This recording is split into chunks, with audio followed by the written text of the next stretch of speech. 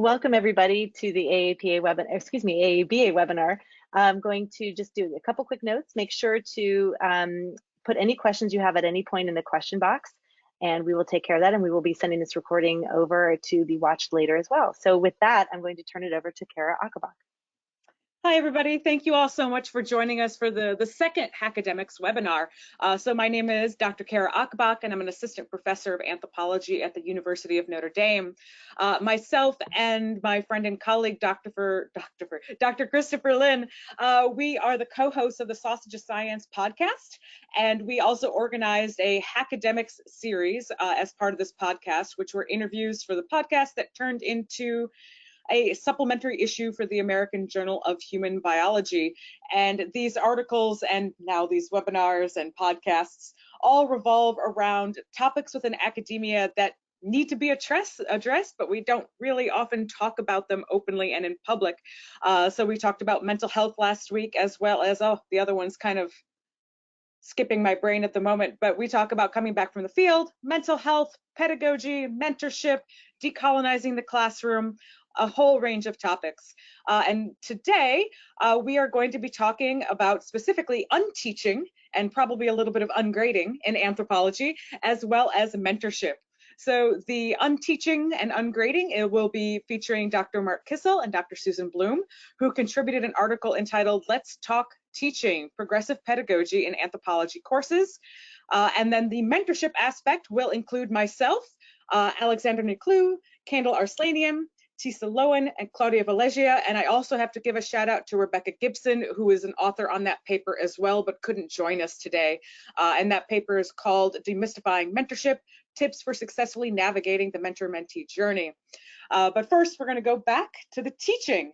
And so, as I said, we have Dr. Mark Kissel, who is an assistant professor of anthropology at Appalachian State University, and Dr. Susan Bloom, who is a professor of anthropology just down the hall from me at the University of Notre Dame. So thank you both so much for joining us today to talk about unteaching and ungrading. And I'm actually going to ignore the first question that we had planned based on some Twitter action I saw regarding the article that you two wrote. And somebody asked, what is unteaching? And perhaps we can also add on to that, what is ungrading?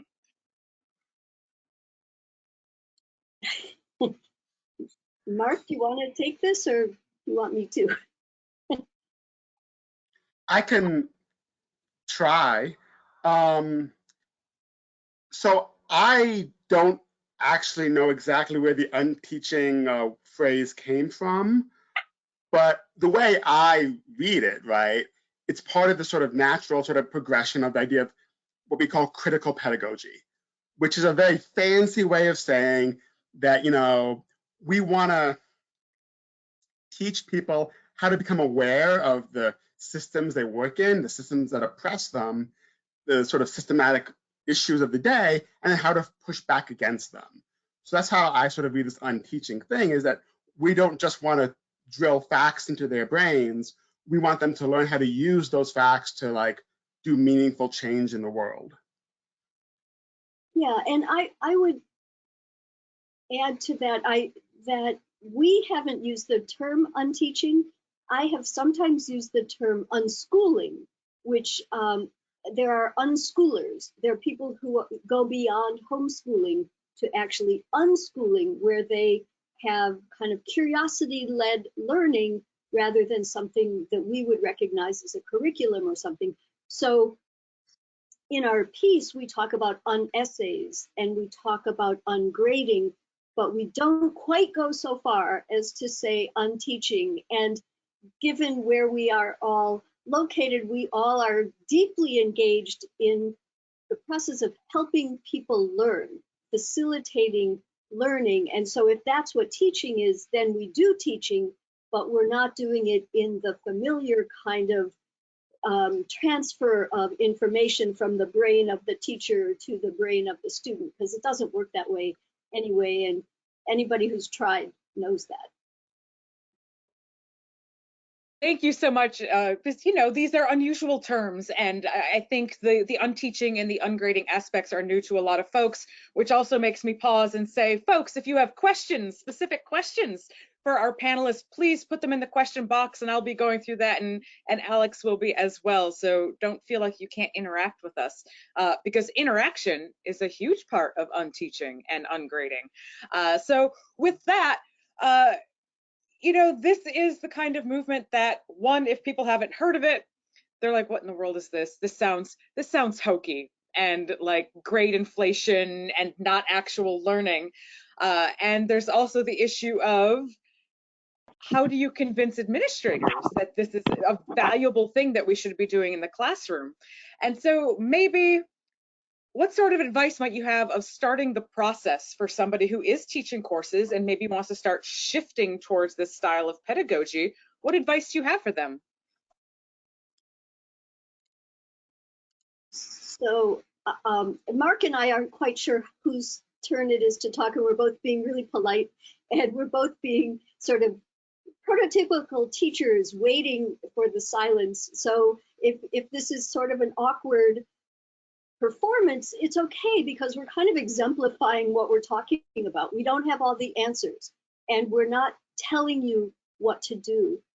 Ungrading is a term that I thought I invented, and then Jesse Stommel also invented it, and it's part of a family of what some people are now calling alternative grading practices, based on the long research insight that grading is harmful and not effective. And so if grading is harmful and not effective, and we can direct you to that research if you're interested, I would start with Alfie Kohn's work, Kohn. So what do you do instead? And so there's a whole family of practices that people have been using for quite a while in lots of different fields, including STEM, to try to foster more confident and risk-taking learning that doesn't penalize people for mistakes, and it doesn't keep people stressed out and afraid all the time. So there are a lot of different dimensions of it. There are ways to begin. There's a controversy in the ungrading world about whether you should start whole hog, just plunge in and no grades on anything, or if you should start small. My own experience, I've been on this journey. I don't know when it began, because I didn't call it that at first, but I've been doing some of these practices for at least 15 years, having students do self-assessment. And that practice alone, you will be amazed. When you ask students to talk about their learning, you will actually learn so much more than you ever could from a test or a paper or a project, because you'll learn about their thought processes. And if they trust you, which is a whole other topic, they may reveal, this was hard. I didn't think I did this very well. So I would suggest one possible way is to just add reflection and self-assessment to some of what you're already doing. Then you can sort of take off some of the grades. Then you can take off all the grades till the end of the semester, which is what some of us do. Mark, I don't know if your advice would be the same or different. So yeah, I'll just maybe continue that and say that what's helped me in sort of, as Kara pointed out, convincing others this is a useful thing to do, right? Because granted, the folks who reach out to me about this stuff are normally the most precarious individuals. And how do you convince folks it's okay? Or how do you convince other anthropologists this is good pedagogy? What I think helps is, as anthropologists, to point out what we all know, right? That these systems do not help everybody. And to give them the data, talk about how I think Black kids make up 20% of preschoolers, but 50% of the preschoolers who get suspended. And just knowing that preschoolers can get suspended is kind of a mind mess up. But certainly knowing that those are the students that we then get. Or there was an NPR story a couple of years back that actually is one of the things that really made me go down this route, where it talked about how students who are on food stamps, who at the end of the month, when they're running out of food, they do worse on math tests. So that kind of stuff to show, hey, here's the data of how grading testing up people's ability to really learn, or what affects their ability to learn, really does.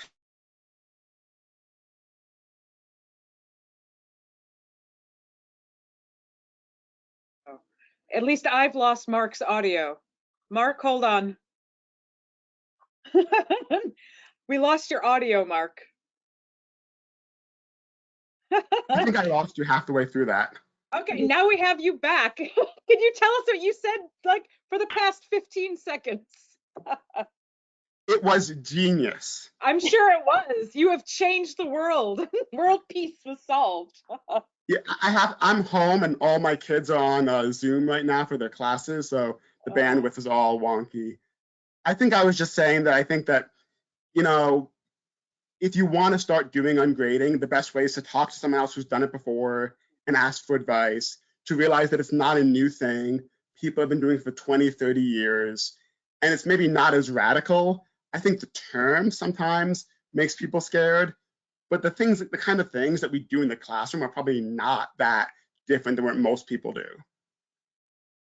Yeah, thank you for that. And thank you for repeating it, given sound issues. And speaking of bandwidth being low, I think both internet and mental bandwidth these days are quite low. So your internet is prescient, I think. So we have a question from Sarah Lacey, who is a good friend and colleague. And she says she has tried essays with students before, but they are generally very uninterested. They dislike the lack of structure and freedom. She says she usually makes it optional, and most semesters she doesn't get any takers.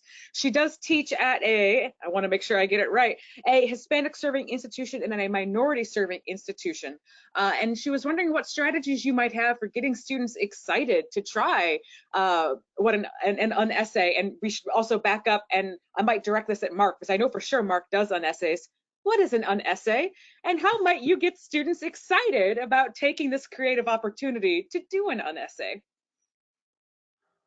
Okay, this time I'm going to watch when the sound goes out. So yeah, hi Sarah. I will wave an essay if it goes out. Okay. So an essay essentially is the way I tell my students: take something in the class, some relevant piece of information that makes you interested in the course, because most of my students are not majors, and learn about it, experiment with the idea, and then present it in some meaningful way. It could be a research paper, it could be an essay, it could be, you know, a cartoon. I had a student do a personality quiz of which hominin are you, and within a day, 10,000 people took it because we put it on Twitter. Which, I mean, in terms of teaching people about what we do, pretty amazing. I've actually had the problem that or issue that Sarah mentioned, right, is that it's hard to convince students. I think, and this is, Susan has more information on this, part of it is they're afraid that what they're going to do is not meaningful enough. They're so used to not trusting us as faculty. They think we're going to lie and say, oh, that's not good enough. What I've started to do is, and you know, I'm sure other people do this as well, is to kind of like scaffold it, right? So like 5 weeks into the semester, we say, here's what I'm doing. And I have the students in the larger classes post it to like the message board. And then I say, respond to your fellow classmates with ideas or concepts. And normally it's just like cheering, yeah, that's a good idea. And I sort of say, hey, look, this is the thing you're doing. And it's up to you to put the effort in that you want. You know, there is a sort of a self-reflection at the end, like, what did you learn from this? And then I tell them, you know, there have been projects where students pitch themselves at this level and it ended up not being where they wanted it to go.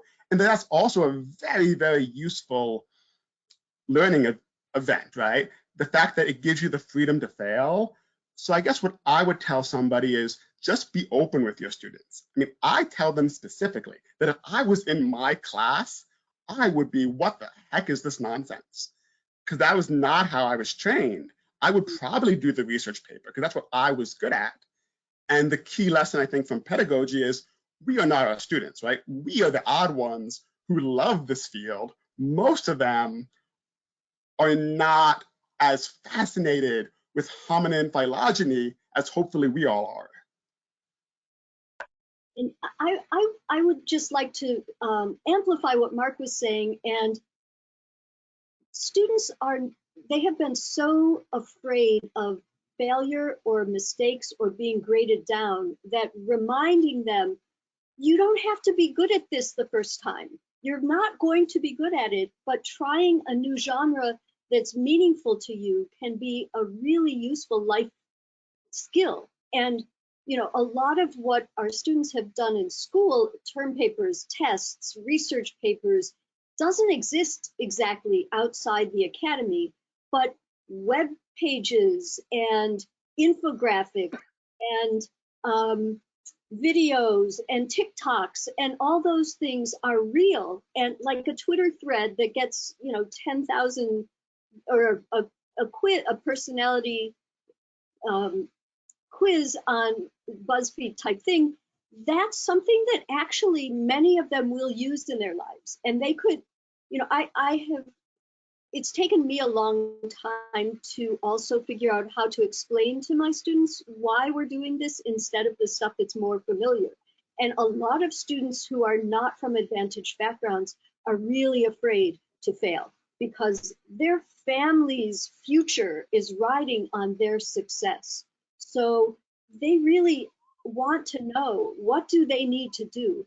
But if you can get to the point where they realize, yes, I'm learning a lot, yes, I'm doing something, and it's going to help me get a job because I can show my employer this slide deck I did, and it's going to show that I have content information and communicative information that can be persuasive. I do on essays, not always at the end of the semester, but also for intermediate stuff.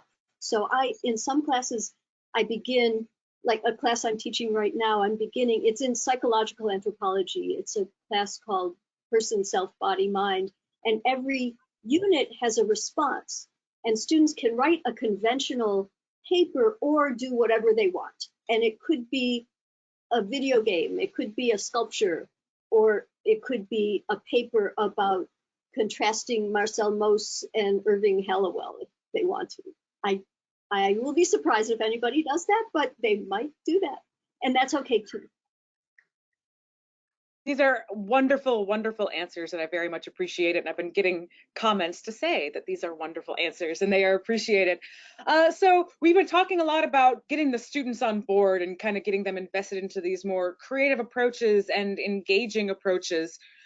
How do you all measure your own kind of, I don't want to call it success, but if your teaching is being effective, kind of using these different styles? We all know the problems with teaching evaluations.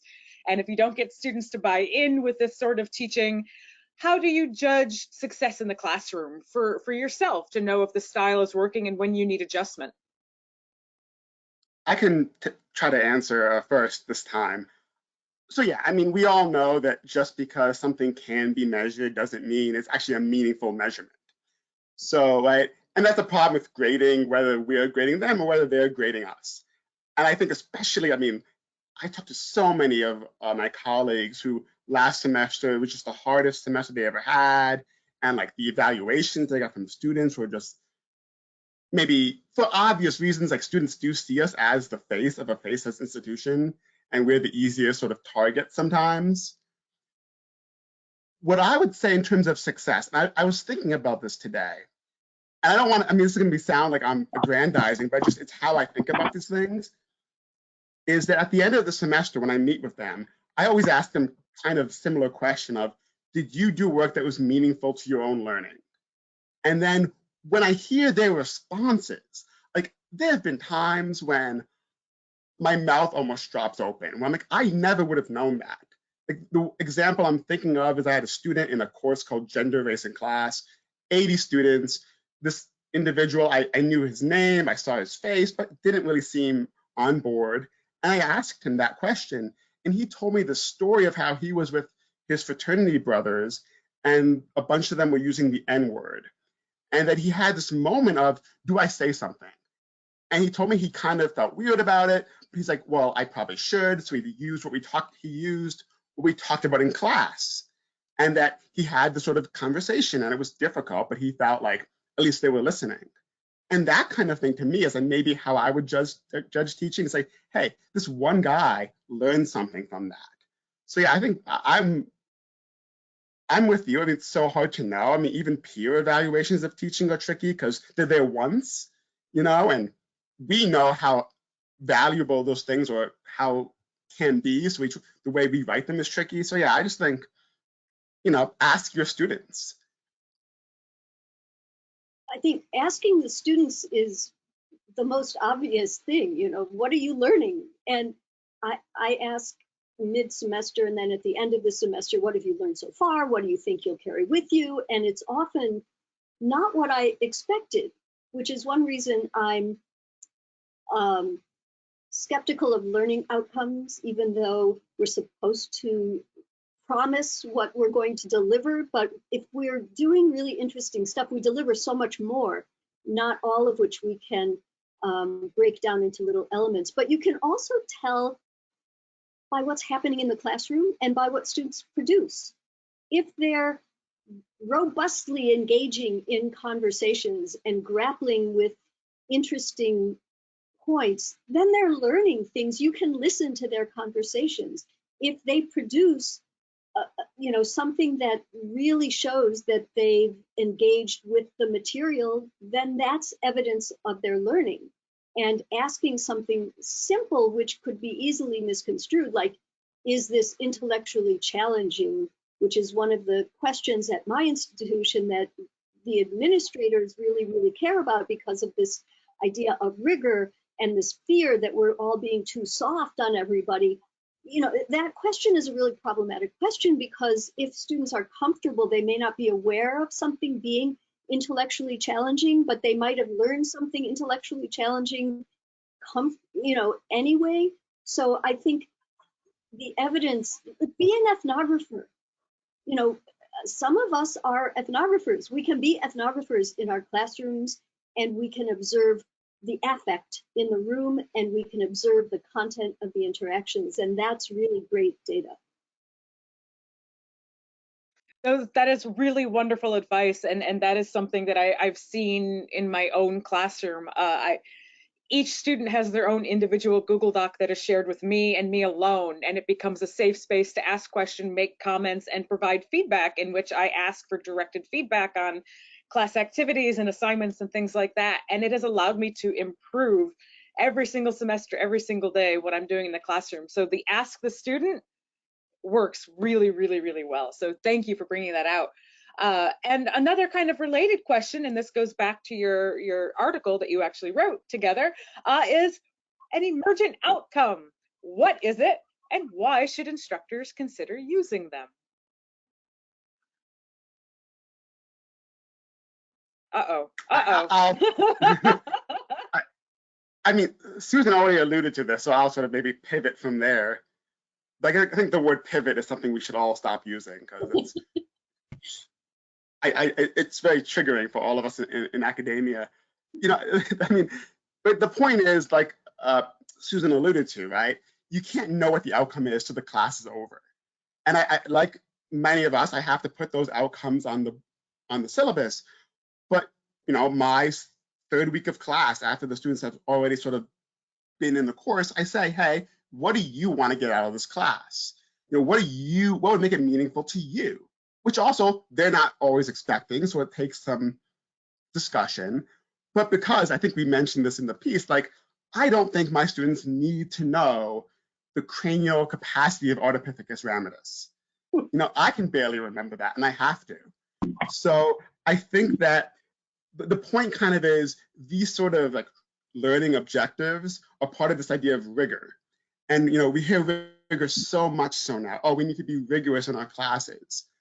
But as someone pointed out online once, rigor is what we see in corpses, right? It means inflexible, and I don't want to be inflexible. So the sort of I think the way I look at emergent outcomes is I say, here's what I think might happen. And it's a bit strange for a science class in bioanth. I say, here's what I think we might be doing. Like, we want to push back against this notion, right? Or race, or, you know, gender binaries. And then, well, we won't know the specific outcome until you do the work. And that's sort of why I like it, because it clues students in fairly early on in the process that it's going to be a different class. And I'll just say again that I think it only works if I show that I trust them, and then they in turn trust me, right? If they're not going to trust us, then it becomes a lot harder to do that kind of stuff. And I would add, that's exactly right. I would add that what's the point of getting together with other human beings unless something unexpected happens? Otherwise, it could just be packaged. And, you know, it could be the old MOOC model, you know, some really, really charismatic lecturer gives all the information and the students absorb it on their own. But if you're going to engage with people, then unexpected things happen. And so new interests come out and events happen, and you can connect the events of the world to the class. I mean, anthropologists have that gift, right? Everything that happens to humans is relevant to us, and things are always happening to humans. So we can always draw connections, which make it so much more meaningful and lasting in the students. So, you know, there are so many ways to learn anything. You can learn about evolution by looking at viruses, for instance. And you might not, in, let's say, spring of 2020, that might not have been your plan. But by the end of spring 2020, it was everybody's plan. And so things emerge out of the learning with the actual people you have. So going along with this idea of engagement, a lot of instructors have sort of set goals for students when it comes to participation. Like, you need to speak out once per class, or, you know, something, and that's all part of the grade, or participation is 25% of your grade. What are some of the pitfalls of doing that? What are some of the problems? Because that's how a lot of instructors view participation and engagement. Like, if they're participating in class, they're good, so therefore I should grade it. Why is that problematic? Okay, I'm sorry. That makes me really, really anxious as soon as you say it. And I used to do that too. So for those of you who are listening who think I could never do these things, I didn't do those things. I've been teaching for more than 30 years and my teaching has completely transformed. But I mean, there are so many reasons for equity, for not grading participation. A person with an introvert, a person with social anxiety, somebody who's shy, somebody for whom English is a challenge, somebody who has disabilities of various kinds, somebody from a less advantaged background, somebody from a marginalized background may not feel confident of speaking up. They may not think at the same speed as the rest of the class is happening, which doesn't mean they're not learning. It means they don't have the thing that we tend to reward of, you know, quick responses. So certain people will always do better at participation because they've been rewarded for it all their lives in often the advantaged backgrounds they've grown up in. And if what we're aiming to understand is how people are learning, participation is often associated with learning, but it isn't learning. It might contribute to learning, it might contribute to the community's learning, but it itself is only a way of kind of externalizing something that's going on. And, you know, I know students who, when I meet with them, one of their first comments is, I know I should speak up more.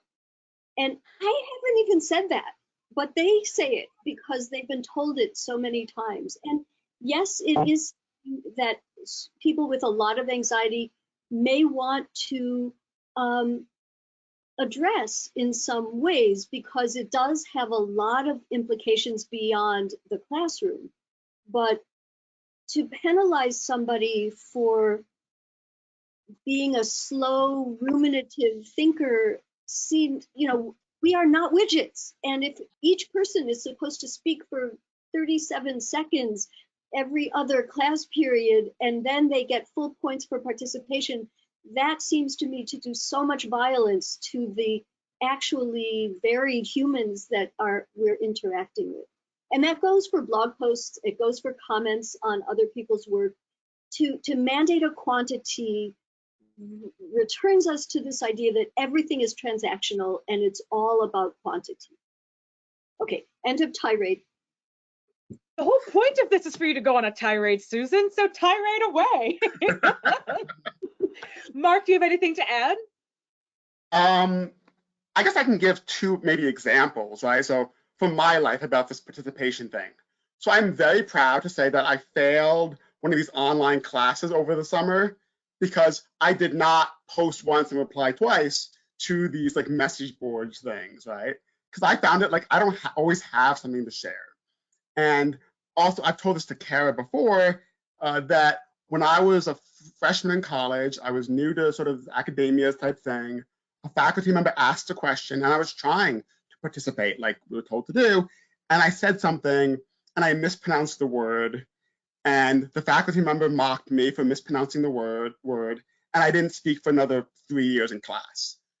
So I kind of often think about like me in that classroom, right? Because like as Susan pointed out, like that's what I was gonna say. Like there's so many reasons why students won't talk, or why they will talk incessantly, and we don't want them to talk, right? Some neurodivergence comes out in that they always want to say something, and it's really hard as an instructor not to get frustrated with that. But yeah, I think that if you're gonna grade participation, think about why. There's a move a lot of people say is like, whenever you're doing anything, say, is this because, am I saying you have to talk in class because I said you have to do it? Or is there a reason why? So like I have a seminar this semester and I told the students, some of you have a really hard time talking in class. I was one of you. But also it does hurt me at a faculty meeting when I'm still reticent to say something because I don't think as quickly as other people do. And nowadays you could use annotation software like journals. There's ways you can sort of see what the students are thinking without rewarding the ones who just can think well on their feet. So yeah, I agree. And to go back to Susan's first point of it, is everything I'm saying don't do, I used to do. Like we all, like I'm guilty of doing everything, and it's just by thinking about it over the time and having the time to think about it, like knowing Susan, knowing Kara, talking about these things, then you say, oh, maybe I shouldn't do this anymore, right? And that's what anthropology is about, right? It's taking that thing that we always assume to be true and saying, do we really have to do this? Do we really have to put a mark on everyone's participation for that day? These are really, really wonderful answers. And this is a thing that I see in my class all the time. And it's often why I use much smaller groups. I break the students up because those quieter folks feel so much more comfortable having a peer group to work with, if for no other reason than to test their answers out in a small group before they bring it back to a larger one. So I want to shift gears just a little bit. This is going to apply very much to Mark, and it applies very much to myself, of junior faculty who want to take on ungrading and a much more engaging and inclusive style of teaching. That is still something that, if not just not recognized by administrative powers that be, but kind of actively punished, because we might have higher grade averages compared to other courses or other professors. And that's a thing that people will yell about, the grade inflation and the lack of rigor, because apparently we need to be dead in front of our students, in front of the classroom. That's probably a bad joke to use during a pandemic, but at least linking it back to the quote. So what in the world can we do to help change the upper administration's mind? I know Susan has said, like, show them the facts, but we all know showing people facts does not change minds. Well, I tell people to get a buddy and a champion. So like one of the things I tried to do with my privilege is to be out there talking about this all the time, so that if people object, they have to object to me first. And, you know, I have tenure and I am at a well-resourced university where I can take risks. And so that's part of what I've been trying to do, but we're quite aware that a lot of people in precarious roles of various sorts, grad students, adjuncts, untenured people, people with any sort of marginalized identity may be afraid to do these things. And you don't have to call it ungrading and unessays. You can call it robust feedback and self-reflection and creative assignments. And you don't have to use this terminology, which seems to be off-putting and frightening. But I think one of the things that has happened in the last couple of years is that these are not as familiar as they used to be. So that's, I hope, a little bit reassuring to the junior folks. But Mark, I don't know what your experience has been now that you left us here. Yeah, I should say, for those of you listening, I was a postdoc at Notre Dame before Kara's time, but when Susan and I first met there. And yeah, I mean, I will say that the first time I did ungrading, I didn't tell anyone about it. I think I'm going to message Susan about it because I'm like, I'm going to do this finally. I've heard about it for years, and I knew she started doing it, I think, after I left, but I was like, I'm going to try this. I think that the majority of people you talk to about it do kind of like it. I think once you get over that, again, I think there is maybe the branding issue is a bit strange right now. If you're a junior, like I don't have tenure, but I'm a tenure track job, which is these days very privileged. So I think, yeah, finding a buddy, I can't promise I can do anything, but I'm always willing to talk to people about this stuff. Susan edited a book called Ungrading, and it's nice to have, like, you can show, here's the peer-reviewed research that shows this is not this actually works. It's not just some hokey thing. And, another piece of advice that someone gave me is keep a portfolio of the work students are doing. So you could show if somebody says, oh, are they really learning? You can go, bam, here's my proof that they are learning, just not maybe via the way you think. And I have, even before I ungraded, I was probably having more A's than most faculty members. And, my standard response is, well, maybe it's not grade inflation. Maybe as a community, we're getting better at teaching. So there's going to be, higher grades from the 60s when people were teaching only a certain kind of student. So yeah, I think it's just, also like this kind of conversation makes me kind of nervous to put myself out there. But I also think it helps too, right? Finding that there's many people who want to do these things. Like I am by far not the first person to do on essays, but when I started talking about it, people were like, "That's so cool! I didn't know I could do that. I've always wanted to this." So I think it's just sort of find your people, basically. Thank you both for this. And before I go on to the next one, I want to let folks who are in on the webinar know that we're going to switch over to the mentorship aspect of this webinar in about 5 minutes. So if you have any last minute burning questions for Mark and Susan, please toss that into the little question chat box. And so Susan and Mark, I've mentioned a couple of resources already. There's Elfie Cohn's book, and then there's Susan's edited volume called Ungrading. But what other resources are there? Because I know Mark has put together some things, and I've put together some things, but what other resources can folks go to get a grasp, see some examples, and get ideas on how to make this work in their classroom? Well, David Buck, who teaches at a community college in Maryland, has put together an ungrading book club, and also he's got a collection of materials that people have been contributing to something that's being published in press books. So it's kind of a crowdsourced resource, CC Creative Commons license, so that anybody can use it. I don't have the link offhand, but that's a really great resource where people are contributing. This is how I talk to my students, and this is the form I use for self-reflection, and this is what students are doing. And so there's that.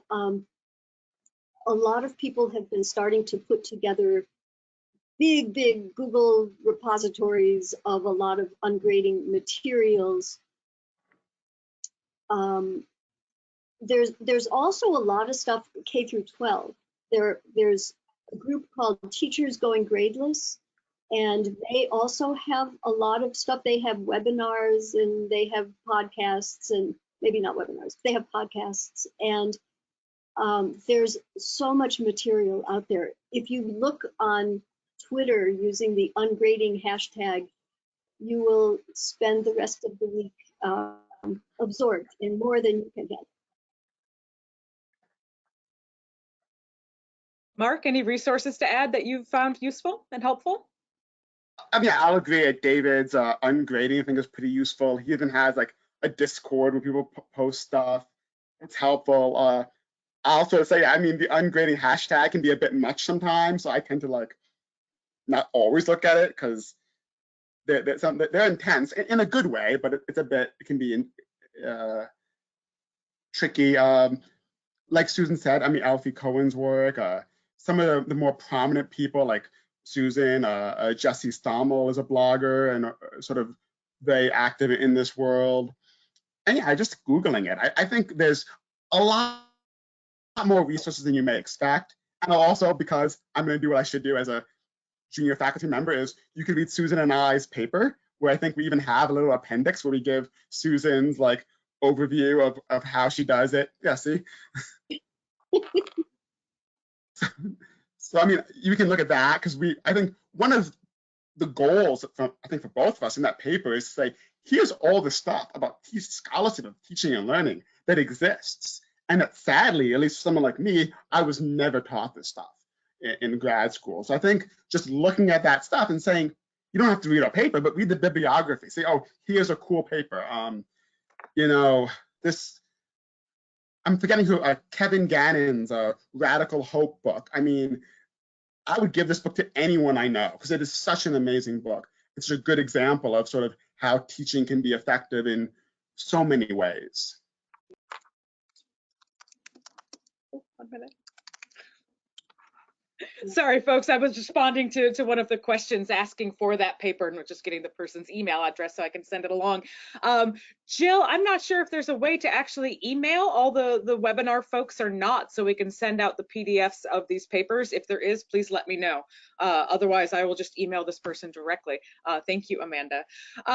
So this basically just about wraps up our wonderful progressive pedagogy, ungrading, essays, unteaching, and improving engagement in learning all across the board. Mark and Susan, thank you so much for not only doing this, but everything that you do, because you two have been so incredibly influential on my own pedagogy that I would not be anywhere near the teacher I am today if it weren't for you two. So personally and professionally, thank you both. Thank you, Kara.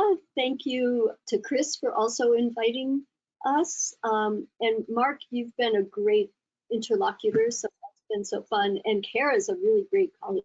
So. Well, thank you both so much. And we are now going to, so you can feel free to just scooch out or hang around for the conversation because you might have things to add. We are going to switch gears to talk about mentorship. And so this is going to be a weird one because not only am I moderating the discussion, but I'm also lead author on this paper. So let me pull up the proper document here and introduce our mentorship folks. So the mentorship manuscript is Demystifying Mentorship, Tips for Successfully Navigating the Mentor-Mentee Journey. That all of a sudden sounds like a mouthful. I think I've just been talking too long today. So the folks on this paper are myself, and I've already introduced myself. And we have Alexandra Nuclew, who's a doctoral candidate in the Department of Anthropology at Notre Dame. She is my student, for full disclosure. so we all understand the relationships here. And we have Dr. Kendall Arslanian, who is a postdoctoral associate at the School of Public Health at Yale. Tisa Lowen, who is a doctoral candidate in anthropology at Arizona State University. And Dr. Claudia Valegia, who is a professor of anthropology at Yale. And again, Dr. Rebecca Gibson could not be here today. Unfortunately, she had a conflict, but she was a really important part of this paper as well, because she brought in the point of view of contingent faculty and what mentorship means as being mentored as a contingent faculty member, as well as giving mentorship as a contingent faculty member. So thank you all so much for coming. Folks, please feel free to put your questions in the question box for us here. And do you all mind if I give an intro on this, or do one of you want to take the, Claudia's like, take it. I don't want any of this, we're out. So I think one thing that we actually didn't get a chance to mention with the ungrading and the teaching and all of that before is, as graduate students, as we go through and we get our PhDs, we're never taught how to teach. That's also true for mentorship. We are never taught how to be mentors. We just kind of look and listen and hopefully learn from the own mentors in our life and in our circle, and basically compile a list of do's and don'ts for when we actually become mentors ourselves. And just like with teaching, that's no way to really learn and try to get a full grasp of how to be good at what it is we are expected to do on a daily basis. And so kind of being frustrated and terrified, honestly, maybe I should admit this with Alex here, but I was terrified to take you on as a student, Alex, because I didn't know how to be a mentor. And I remember sending out panicked emails to friends and colleagues of like, what do I do? I'm going to have this person in my lab and like her career could be in my hands, and that's terrifying.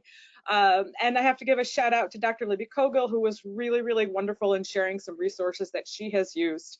But anyway, all of my fears and misgivings, and of course all the mistakes I've made as a mentor, led me to want to contribute a piece on mentorship to this academic series, and then put together a team of folks who have served either as a mentor to me or mentors to others, and those who have also, especially Tisa, who have put together an astounding amount of mentorship materials for somebody who's still in grad school, like mind-blowing. So bravo to you for that. And now I have spoken long enough. So actually, let's go around. So I'm going to go from who's on my screen. And I'd like to hear why you all agreed when I asked you to contribute to this paper and why you thought it was important to contribute. So for me, Claudia, you are first up. Okay, thank you. Thank you very much for putting this together and give us the opportunity to share what we have learned from working together on this manuscript.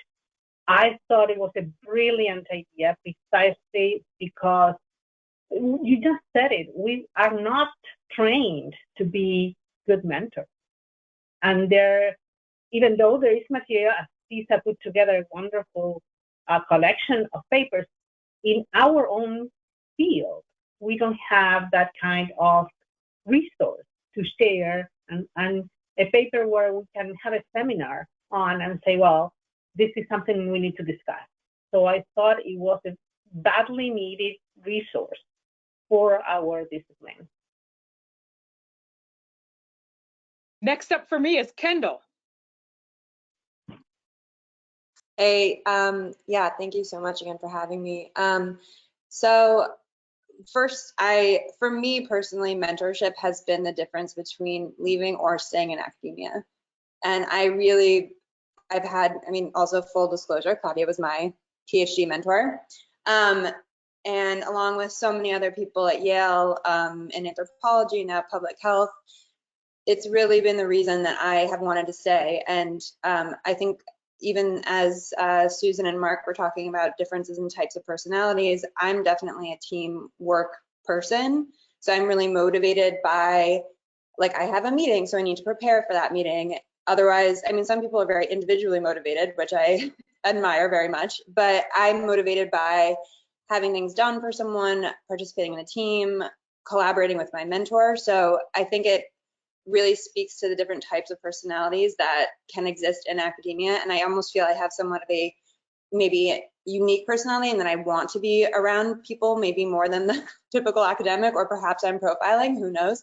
But the mentor-mentee relationship to me is vital to that. And so I think that I was really happy to try to think about ways to honor all of those different types of personalities, to keep that neurodiversity, especially that we see between men and women, or just people who are shy or introverted or not, try to keep those people in academia and not self-select for those individuals that are either just, really work really well independently and don't need as much mentorship, but to really foster the people that might need more or less. But yeah.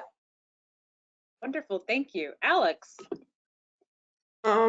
Yeah, so for me, I think it's in the same vein as for Kendall. I had great mentorship experiences and the multiple mentors I've had between like graduating from college and then my master's and then meeting Kara for my PhD. And I think that helped me also understand who I could be as a mentor.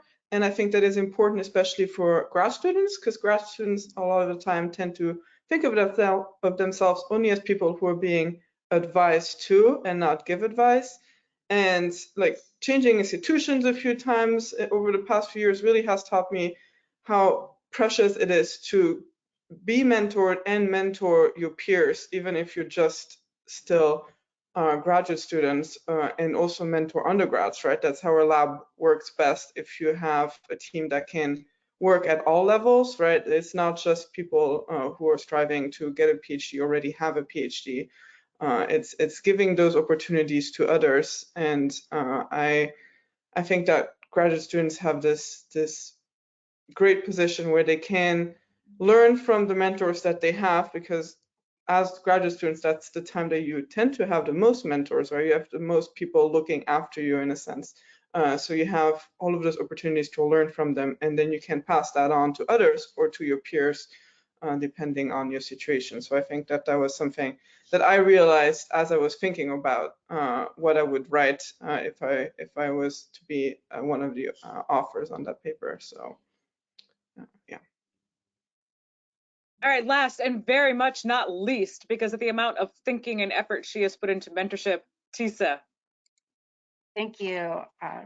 Thank you for including me in this paper and having a chance to share my thoughts on this subject. So mentorship for me has been a really important subject for a long time. I think that I learn in very particular and maybe atypical sorts of ways. And so I'd noticed when I'd gone back to school as a non-traditional student that I really did well in circumstances where I had particularly one-on-one mentorship, or I had in-person experiences like field archaeology, for instance, field schools.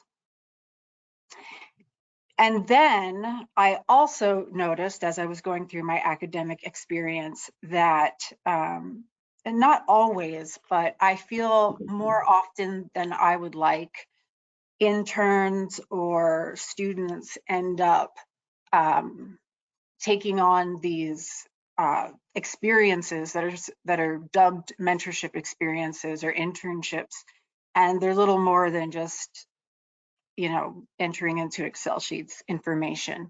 And to me, that was a huge shame. And I really got a lot of joy out of teaching students one-on-one and having those experiences where I guided them through learning something new. And so through that process, I developed a mentorship sort of guide and do's and don'ts that originally was for my fellow graduate students in the department, and then sort of turned into this bigger document, and then we talked about it, and that became part of what we put out in the paper and the supplemental information.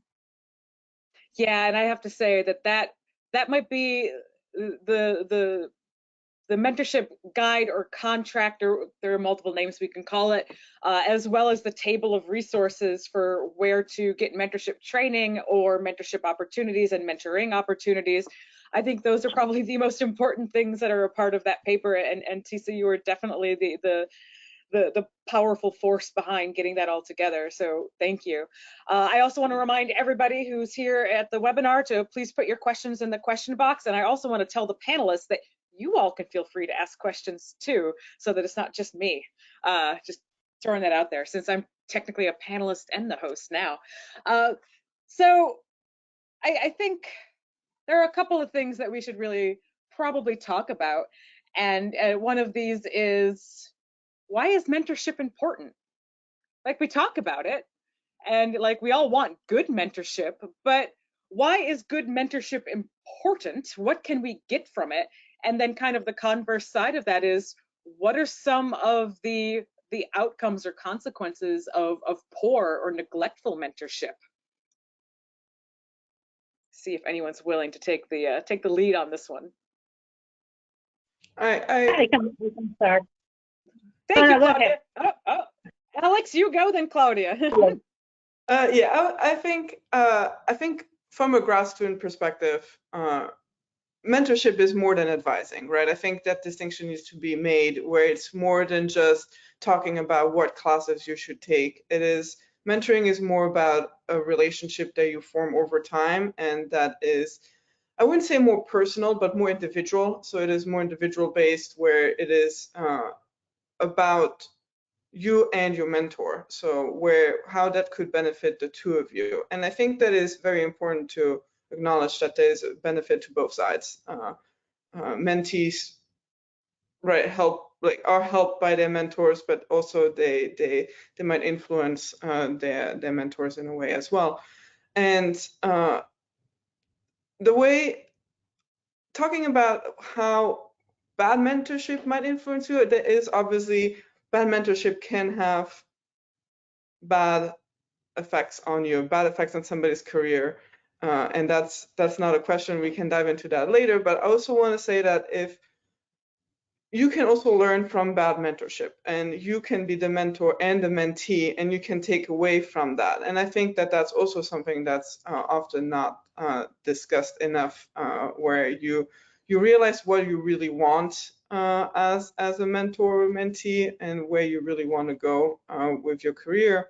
And so I think it is more about the connections so that you make along the way, and learning about what it pushes you to think more critically about what it is you're looking for in your career, in your research, but also in your personal life. And I think good or bad mentorship get you there one way or the other. And I think for me personally, those are the main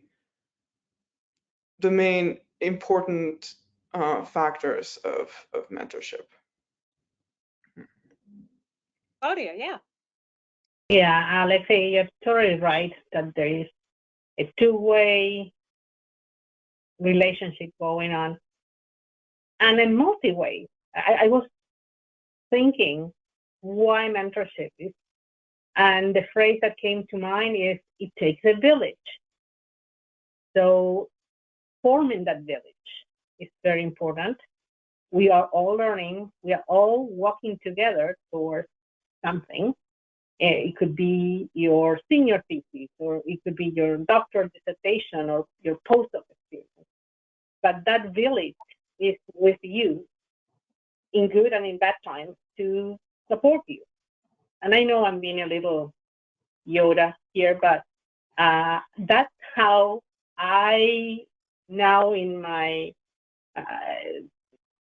experienced life, how I see mentorship, and how it's an invitation to a journey together, and with walking the path together means a lot to the people in that village, and that is what mentorship is all about.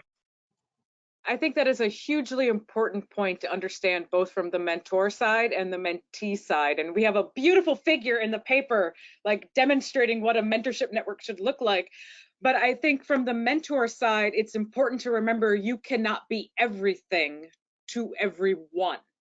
You cannot take on that burden. And then from the mentee side, you cannot expect a mentor to be everything to you. You will not learn and get anywhere near as much good experience if you just rely on one person rather than if you branch out and develop a network of mentors. So that's actually a really important point, Claudia, and I'm glad you brought that up. So we have a question, and it's a really good one. And so it is, can a mentor be too personal, intimate, or controlling out of good intentions? So I don't know if about a smothering mentorship, but can good mentorship go wrong for maybe not the expected reasons? Any thoughts on this? Tisa, you are making faces, so I'm wondering if you have something to contribute there. Of course it can. I guess I was just thinking of, unhealthy codependent relationships that lack boundaries. The previous question, when you asked why is mentorship important, I was thinking it's sort of a practice space for the rest of your career. Academia, at least the academia that I've been exposed to and that I've experienced so far, is about nepotism to some extent, is about who you know, is about networking. And that can be really, really difficult for people with social anxiety or for introverts to navigate. And unfortunately, I see a lot of people that are in these sorts of positions that never have someone sit down and tell them, here are ways to work within, be true to yourself and work within your personality type, and yet create bigger networks and to reach out to people and to get to know people and put yourself out there and have people know who you are. Because in my opinion, if you don't know people, you're not going to be successful. And so then taking that lesson and seeing every opportunity that I have with an advisor or with a student or with a friend or with someone who I'm in some sort of mentoring capacity with, that is an opportunity to practice teaching, to practice being a friend, to practice being an advisor, to practice having some kind of professional interpersonal relationship that then informs how I teach larger classrooms or how I interact with co-writers on a paper or how I interact with colleagues in a department. And naturally, in all of those situations, there can be unhealthy boundaries and unhealthy interactions. So I very much see it as this sort of one-on-one practice space for bigger social interactions. Anything to add, either Kendall, Alex, or Claudia, on trying to be a good mentor and maybe going too far? Well, I don't know. I'm a very maternal mentor, so I can be overbearing, and I don't know what effect that could have on my mentees. Maybe Kendall can. Kendall, I can be, yeah. So I know that's a very good question. Where to draw the line? I'm still learning. The boundaries of that. I tend to be very attentive to affect. I'm very attentive to their emotions, and sometimes I'm particularly for a Latina, which this is the way we move, for someone who doesn't belong in that cultural realm of being super communicative, it can be too much. I did not find you overbearing. I know that I am being recorded. No. I think it speaks to so many different personality types, because Tisa, when you say that, I couldn't agree more that networks are super important in academia, as they are in life, unfortunately, in any sector that you're in. But if I were to think personally about every interaction being I mean, and I'm not sure, maybe I'm taking this wrong, or maybe it's an opportunity to practice for sure. But for me, the pressure to have a relationship because I'm supposed to be networking, and maybe a lot of academics feel this way, to me makes me feel like, oh, I don't even want to do it. And I know I need to get over that because that's ridiculous. You know, like I accept the rules of human behavior and human nature. And like, for me, it was way more important to feel that emotional component. And Alex said this too, that advising is different than mentoring. And to me, mentoring encapsulates that emotional piece. And again, I speak for myself, so other people perhaps don't want that. But I think it's what made Claudia and I work well together. I needed that. I needed to be able to be like, I just feel so bad about myself. Like, I needed it to be personal. And if I don't feel that my mentors care about me, not only my professional success, which I actually think there's two elements. The mentor can care about your personal life and not have as much time to dedicate to your professionalization and your professional success, and that's a problem because you need to have that other piece. But they can care about you personally, and maybe that's when you find someone else that fills in that other gap.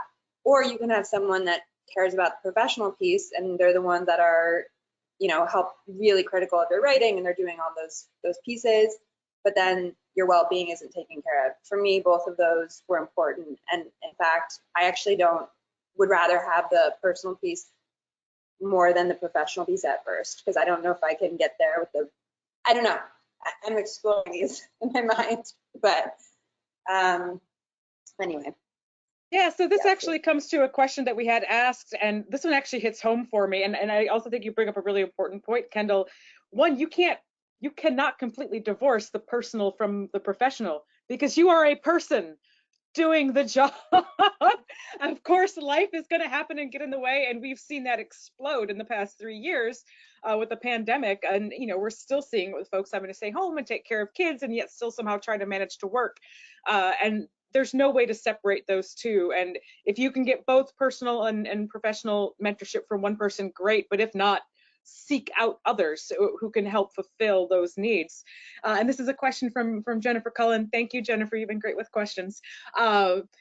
Going back to something that Kendall said, that some mentees might need more or less mentorship than others. And she was wondering if some mentees might not be as good at voicing their needs or what they need help with. And she wants to know if we have any advice about what signs to look out for to make sure we are providing help for those who may not know how to ask for it. I am the biggest one guilty of this. Alex knows this. I have the hardest time asking for help. And it basically needs to be forced upon me 90% of the time, which I'm sure made it a bit challenging to mentor me, because I figured I had to do it all on my own. And so what are some things to look for? Claudia, you might have a little bit more experience. You've been doing the mentoring game a bit longer. What sort of signs might you want to look for among mentees that they might need help, but they really struggle to ask for it? I think it all comes down to develop a good channel of communication. Go for coffee, go for tea, sit down and talk about the weather until the theme of the relationship starts to form and you feel comfortable asking, oh, have you considered taking this class? Or how do you feel about your writing? Start with a very non-judgmental set of questions, or present, this is what I think you could do. How do you think about that? And have an exchange, but take the initiative in asking key questions to probe how the student is doing. Tisa, how about you? Given your experience on both sides of the coin of being a mentor and a mentee, what have you noticed in yourself, and what have you noticed among your mentees? I think a thing to look for is, is to first of all understand your mentees' goals and be able to, you can't read other people's minds, but you can draw on your own experience. It doesn't mean that your situation is going to be exactly the same as another person's. But you can share where you're at in the way you perceive things and ask open-ended questions to this other person about whether or not what they're experiencing or what they're doing is leading in the direction of their goals. And if it's not, then what are they asking of you to help them to get there? And then you can have an open discussion about whether or not you can provide that. Because I've had those kind of talks before where it's been, this is what I want out of you. And that person was like, I can't give that to you. And that ability to have that, this sort of gets back to when I was saying before, practicing that openness in that moment has allowed me to then think about the bigger picture. What do I expect from anthropology, from academia, from my career? And how do I seek out the right people to ask for that? And what are my expectations of those people? And where can I find what I need if I can't find it in that place? So yeah, talking, but I really think directed talking about goals. And that's why I think that mentorship plan is really good. There's a lot of open-ended questions in that plan that are not intuitive. They're not the kind of questions that are on your typical mentorship plan, in my opinion. It is a brilliant plan. And yes, folks, we will email the papers out. Go ahead, Kendall. I saw a flip hand and then it disappeared so fast. Tisa, I think that's so smart, and to have that direct conversation, if it's at all possible, to say, well, what kind of mentor are you? What do you need? Can you actually help me? Not only the hard skills, sometimes I can't offer the hard skills. I don't know. I really need someone to be critical of my writing. I really need someone to be critical of this, NSF grant that I'm writing. If the person doesn't have experience, they can't offer the hard skills you need. But the emotional piece of it too, which is, I really like I text, or I don't know, like all these things that if you can get out on the open in the beginning, I think is fantastic, but it also then requires you knowing yourself and what you can offer, not only from like a hard skills perspective, but an emotional perspective. And I think that is something you learn along the way through more or less trial and error in a lot of ways. Like I didn't realize that I felt sometimes over, like I always just thought I was going to be super nice to every student and not realize that my own personal stresses affect like how I treat people sometimes. I need to be aware of that. Like I learned that through doing it. Anyway, so yeah. That's great. Thank you. We have another question. This one is from Christy. And she says, graduate school often fosters a culture that pushes people to burnout. It's not just graduate school, Christy. It continues once you're faculty. As mentees, what do y'all find useful for mentors in order in helping you navigate that culture without actually hitting burnout? Alex? I can talk a little bit to that. I think that rides well into what we just talked about, like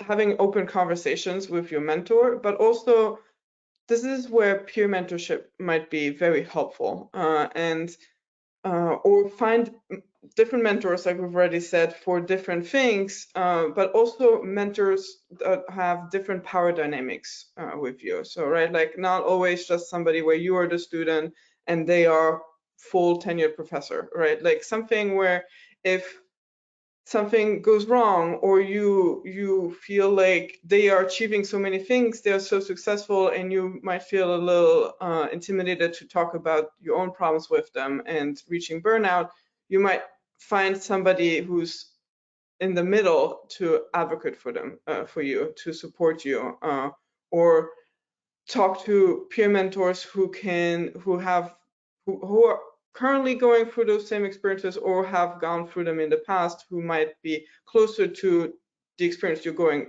through right now, grad school. Like if you just had a child, right? The people who are like junior faculty, younger, younger peers that you might have more in common with, they can advocate for you, but they can also mentor you through this. And I think that's very important. And they also teach you how to voice your concerns with somebody who on the power scale might be further away from you than they are.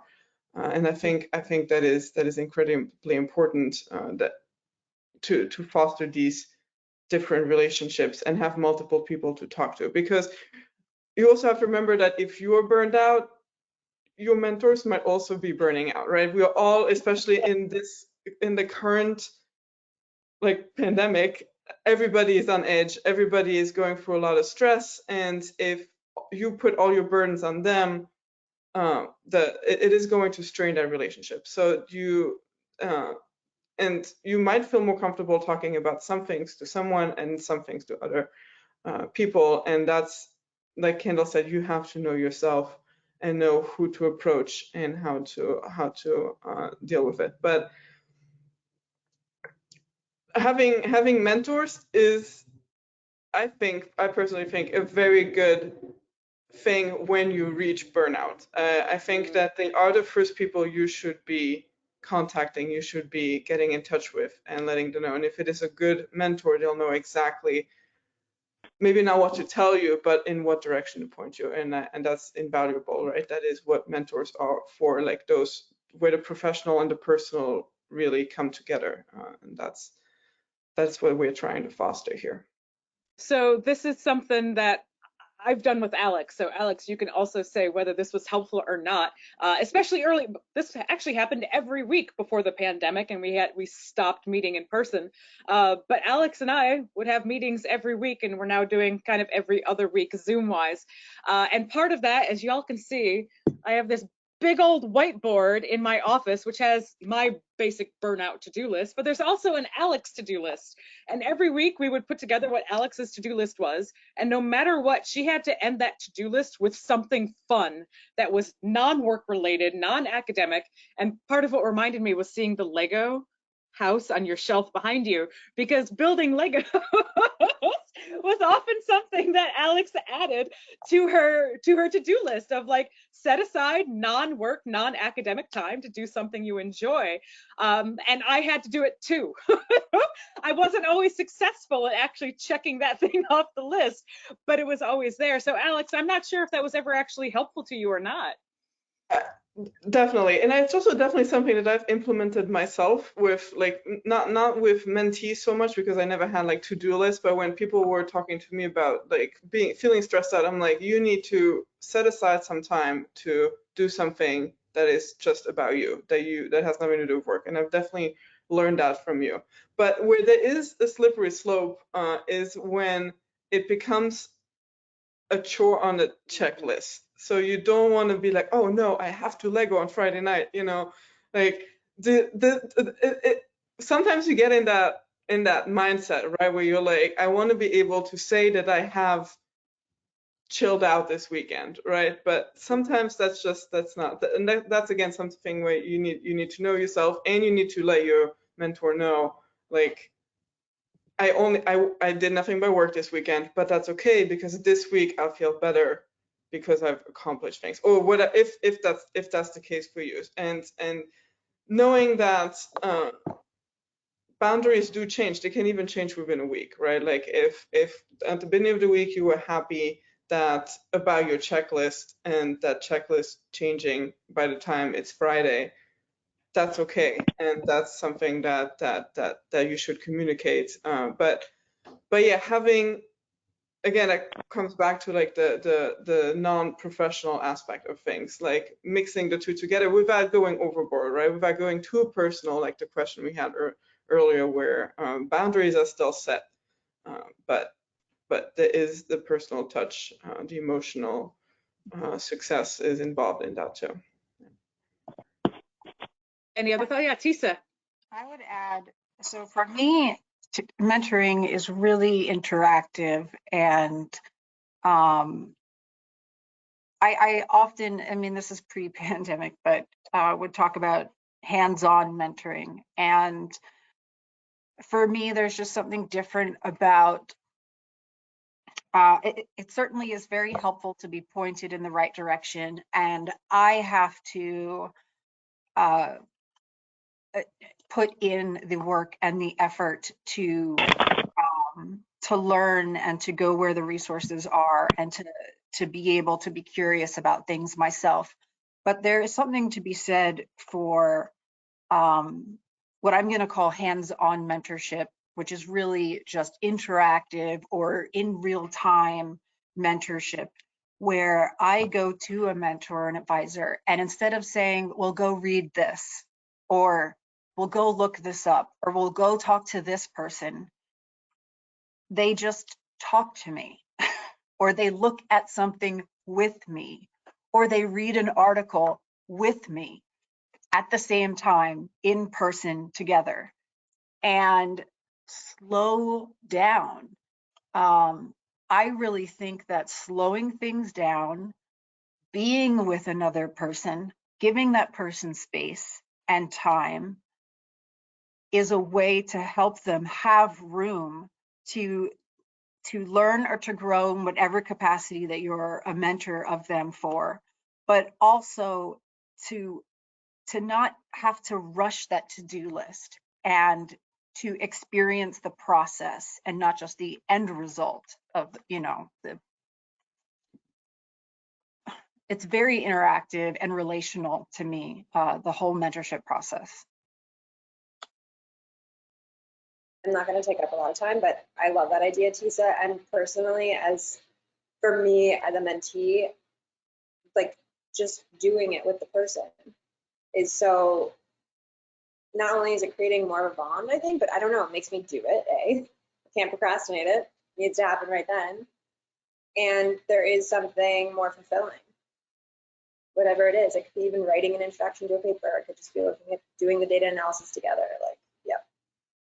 These are great answers. And Susan Bloom, who's still on, thank you, Susan, recommended Rebecca Pope Rourke's book, which is coming out this spring, called Burnout, for folks looking on resources about that. Well, go ahead, Tisa. Oh, just really quick, I was going to add something that I felt really helped me be a better mentor and really understand what I wanted from a mentor was being a graduate student writing tutor, because these were very quick, short interactions where I was a mentor for someone for 45 minutes. Can't solve all of their problems, but I'm also not just saying go look this up. I'm spending that time with them to accomplish something with them, and then giving them the tools to complete that task on their own. And I found that that whole process made me a better writer. And I also just loved seeing people grow in that 45 minutes. It's extremely fulfilling for to add that. Alex, you had something. Yes, that's a very good segue into the last question that I wanted to ask, to give Kara a chance to also kind of contribute as a panelist, and that is where we can find resources for mentorship, or how can mentors be trained? Like how can we improve mentorship training? How can we become better mentors?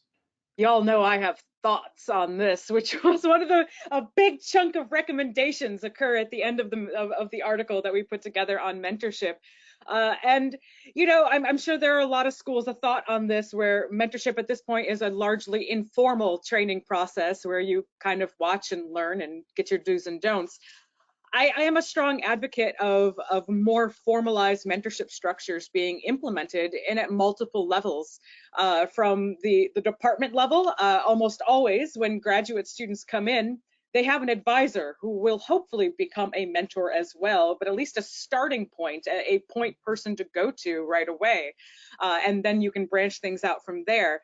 For junior faculty, it's hit or miss what kind of mentorship you get coming into a department. Some departments have a formal mentorship structure where you're assigned a senior faculty member to work with, but many do not have that at all. And so you're just kind of tossed into the fray, not knowing how to be a faculty member, not knowing how to teach because grad school didn't teach you how to teach, not knowing how to mentor because grad school didn't teach you how to mentor, not knowing how to manage all these new draws on your attention. And so for folks, as we brought this up before, who might be less willing to ask for help, you feel really lost in the woods and you have no idea how to start approaching these different things.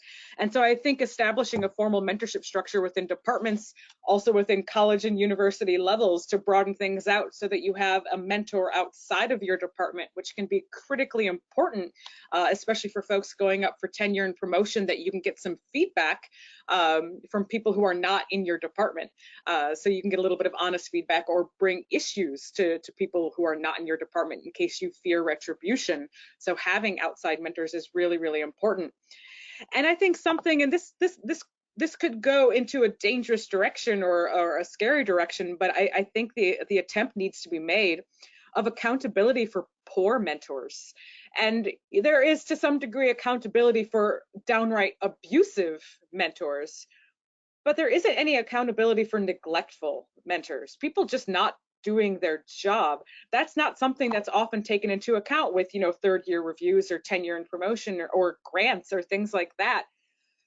There's often no path for a mentee to rectify a poor mentorship situation. And so I think some level of accountability needs to be implemented, or at the very least, a reward system for good mentorship, an incentive for people to put more time and effort into their mentees and guide them along.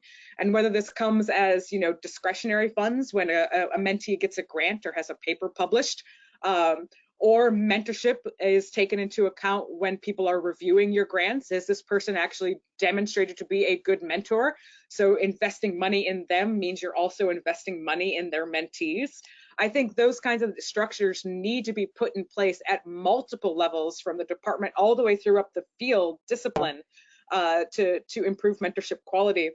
And we have a giant table in our paper of mentorship resources, of where to go to seek mentorship or how to learn to be a mentor. And when we send that paper out to everybody, I strongly recommend you take a look at those. Anyone else, since I'm now going to get off my soapbox and we have like 2 minutes left in the webinar.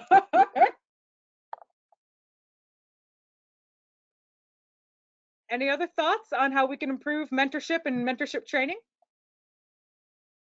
I would just add, if you have any experience outside of academia, to draw on the things you've learned there. I think I learned a lot from my prior career in retail management. I learned a lot of, there's a lot of things in retail that aren't productive and very much in that sort of transactional model as well. But like has been previously said, we can also learn from poor practices and from mistakes. And that really helped me grow as a leader, and also as a listener and as a learner, and as someone who is able to be curious about information with another person and then to find out the answers together. I recommend people draw on their experiences outside of academia and what that can teach them. I think that's actually a wonderful way to end and wrap all of this up. So thank you, Tisa. So thank you to all of the panelists, Claudia, Kendall, Alex, Tisa, Susan, Mark. You have all been fantastic, and thank you to everybody who attended this webinar. We very much appreciate your attention. Please feel free to reach out to any or all of us with other questions, and we will get these papers out to you. And thank you to the AABA for hosting this webinar and partnering with the Human Biology Association to bring this information to folks. Thank you all. Stay safe and have a wonderful weekend. Thank you to you, Kara, for